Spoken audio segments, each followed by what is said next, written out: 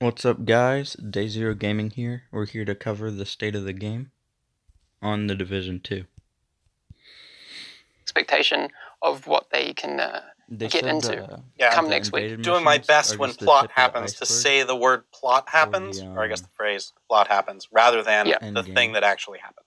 Exactly. So we'll be vague where we need to, but be specific when we can. So stick around and we'll show you what that means. So the thing I think, and I guess it's similar to the Division 1 in this way, a lot of people who are either new to the Division, especially later on when we'd added more systems, their map would go crazy once they hit level 30. Right? I mean, that's true. Yeah. So I kind of want to, in this stream today, take people through what happens once I hit level 30 and see what that means for players in the Division 2. So yes. Do you want a direct answer? What happens exactly when you hit level 30, like right away? Or do you want to... Yes, as long as we can stay away from the spoilers. All right. Yeah. So there is a... during the main campaign of the game, you're playing through a bunch of missions. You play through a handful of strongholds. And then the final stronghold, though, for the main campaign of the game is locked until you have reached level 30. So level 30, a fancy little animation will play. Stronghold unlocked. It'll say where it is. You'll get a snippet of the briefing for that. And that's actually like sort of a laser-focused moment. At that point, you've been leveling up, you've been completing missions, the narrative is all leading to this one specific place, and you're going to have your big climactic fight.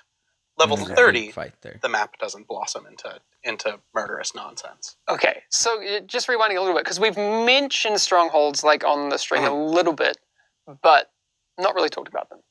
What is the difference from a stronghold and a mission? Are they just like extra serious missions, or I mean, what can people expect from stronghold? So what's interesting is like right at the start of the game, we allow the player to know about the existence of the strongholds. So they get marked on the map. You're told what they are, their importance to each of the enemy factions that appear inside of the game, and you're told you can't handle this, and you can't. You'll get murdered. You're dead. Can you even try? Like, they all have some sort of physical barrier preventing you from getting very far into them, but they have some defenses there arranged, depending on the fiction of them. One of them in particular, no, I don't think you could get into. So you're told from the beginning of the game, guys try. All the strongholds are go for gold. Go for gold. But it will tell you your skill level is not good enough. You're not you see, I need to defeat these missions in order to get into this one, these missions to get into this one, and then one of them says these missions and be level 30, so you know which one comes last. So you have to complete certain missions to play spoiler warning missions. in the game itself. Cool. And then you do fight them. They are bigger, meaner missions. So like every mission, though, they have the full mission features. They've got all the difficulty selectable once you've beaten them in story. Like, all of that stuff is in there, checkpoints and familiar things. But we wanted to call out that they're bigger and meaner. They have significant plot. They're very significant to the plot of the game. Big and like we will use them throughout the course of events in the game as the focal points. We say this is big and significant. It will never be insignificant. Okay, so let's say I've finished that stronghold that is locked behind level 30. The last stronghold in the campaign. Yes. The last thing you do in the campaign. Strongholds are more like what happens then? 100%. All right, so you've completed that, and plot happens. There's a celebration. Congrats, you've beaten the game! Hooray! That celebration does not last particularly long. More plot happens. Oh my god. And then you're taken to the map, and you can actually see this sort of like, almost like blood running down the streets as the city is invaded. You see the final stronghold, Tidal Basin, you become aware of now. And then you see it reach its tendrils out into the 3 other strongholds that exist.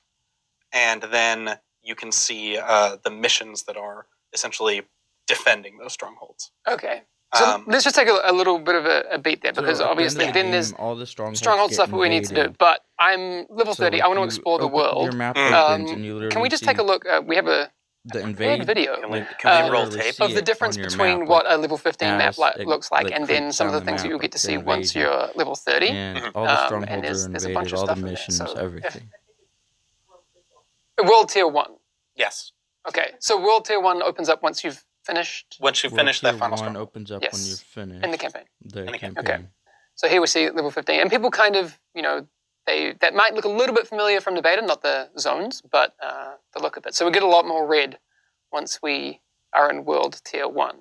That's What World Tier becomes 1 right available to players in World Tier 1 outside of those things? So I'm thinking living world system and all of that. Yeah, so like a lot of stuff suddenly changes inside the living world because Black Tusk has taken over, you know, the those main missions. They've taken over all of the strongholds. All of the factions are forced onto the street. So you've taken over control points in the past.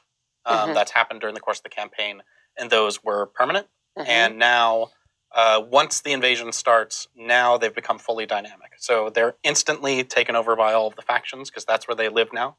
Their homes are taken over by the Black Tusk, and now them and each of the settlements are fighting over control and attacking different ones. And you saw the map light up there. That is largely attacks and convoys of enemy troops and enemy equipment, So there's as enemy well convoys, as, there's I'm not enemy certain it was obvious equipment inside of that clip, you have but to one of the destroy. settlements can be blockaded, and now you One of can't the fast travel to it settlements anymore. Can be blockaded. So You that's actually cool. So the settlements will be blockaded. Like if you don't like take out the enemy stuff around it, and you won't be able to fast travel to it. I think that's awesome. That sounds really cool. But then you could probably know in Division there's a mission right next to the settlement. You can just fast travel to the mission. I don't know.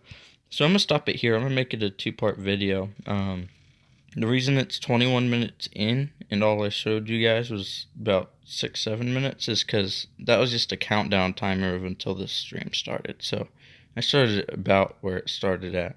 Alright, have a good one, guys. Day Zero Gaming out.